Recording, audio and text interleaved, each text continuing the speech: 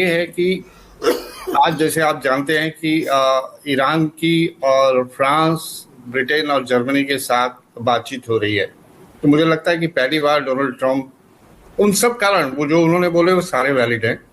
Over and above that शायद वो diplomacy को एक चांस यूरोप के थ्रू देना चाहते हैं, क्योंकि ये तीनों देश इन्वॉल्व थे 2015 के जो joint comprehensive plan of action जब साइन हुआ था ईरान न्यूक्लियर इशू को लेके।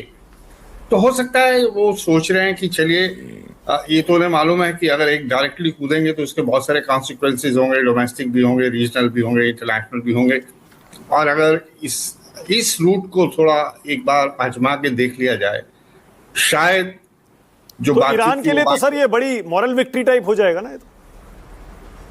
नहीं, ईरान के लिए तो मॉरल विक्ट्री, हाँ, आप इसे इस तरह से इंटरप्रेट कर सकते हैं कि वो ये कह सकता है कि अभी तक की जो अमेरिका की जो धमकियां थी वो एम्प्टी वर्ड्स थे, खाली मतलब वो खाली धमका रहा था और अमेरिका के बस का नहीं है। यार जो हमने उसके जवाब में ये कह दिया कि हम युद्ध के लिए तैयार हैं, तो ये सब लोग अब डर के पीछे हट गए।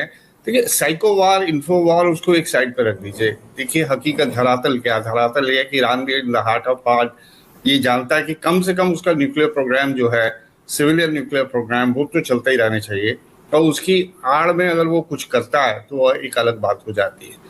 तो मुझे लगता है कि बाकी सब बातें वैलिड हैं। रशिया की इंटरवेंशन, अमेरिका की अपनी डोमेस्टिक कंपल्शंस और दी नेगेटिव एस्पेक्ट्स ऑफ डायरेक्ट किसी वॉर में घुसना, तो थोड़ा हफ्ता 10 दिन हमें देखना पड़ेगा कि ये ईरान और ये तीन देशों के बीच में जो बातचीत हो रही है, कहीं कुछ इसका नतीजा निकलता है या नहीं निकलता।